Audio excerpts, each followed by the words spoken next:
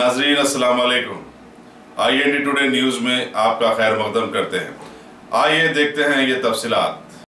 जिले निर्मल में वाक़ सदरमत डैम सियाहत का एक अहम मरकज बन चुका है। न सिर्फ निर्मल बल्कि पड़ोसी अजला आदिलाबाद, निजामाबाद और करीमनगर से हजारों लोग अपने खानदान के साथ तफरीह के लिए यहाँ पहुँच रहे हैं। ये डैम इस कदर दिलकश है कि यहाँ लोग सेल्फी और तस्वीर कशी के बगैर रह नहीं सकते। लेकिन अलमिया यह है कि यहाँ सयाहों की सियानत का कोई माकूल इंतजाम नहीं है और हर साल 3 से 4 अफराद गुरखाब हो जाते हैं। मकामी आवाम और सयाहों का कहना है कि खरीब व ज्वार में रहने की भी कोई सहूलत नहीं है, जिसके सबब सयाहों को मजबूरन शाम में वापस हो जाना पड़ता है। डाक बंगले या गेस्ट हाउस बनाए जाए तो हुकूमत के लिए यह आमदनी का एक जरिया भी बन सकता है।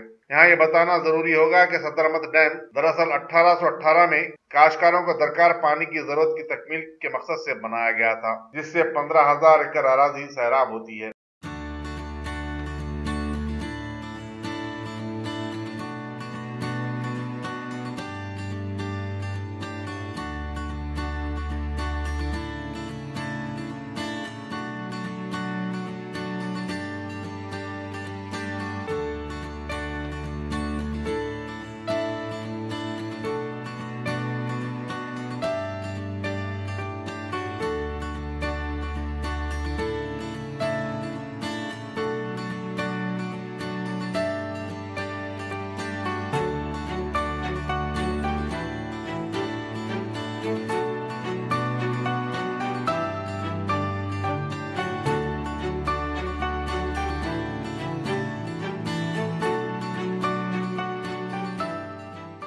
చూడదగ్గ ప్రదేశం మన సదర్మట్ మంచి ఇరిగేషన్ డిపార్ట్మెంట్ ద్వారా ఇలాంటి మంచి ప్రాజెక్ట్ మన దగ్గర ఉంది.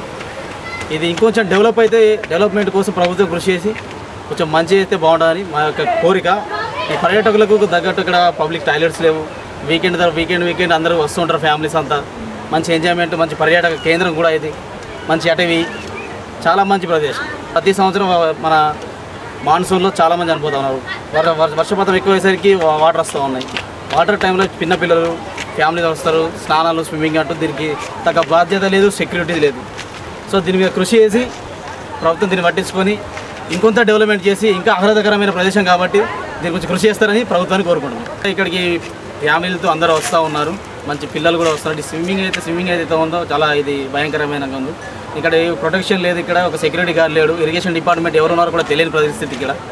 సో దీన్ని ప్రభుత్వం కృషి చేసి ఇక్కడ వీకెండ్ వంటలు, వార్పులు అన్నీ ఏ ఫెసిలిటీస్ కూడా కరెక్ట్గా లేవు, పబ్లిక్ టాయిలెట్స్ కూడా లేవు ఇక్కడ. సో దీని మీద కృషి చేసి ప్రభుత్వం పట్టించుకోవాలని చెప్పి దీన్ని ఇంకా డెవలప్ చేయాలని చెప్పి కోరుకుంటాం.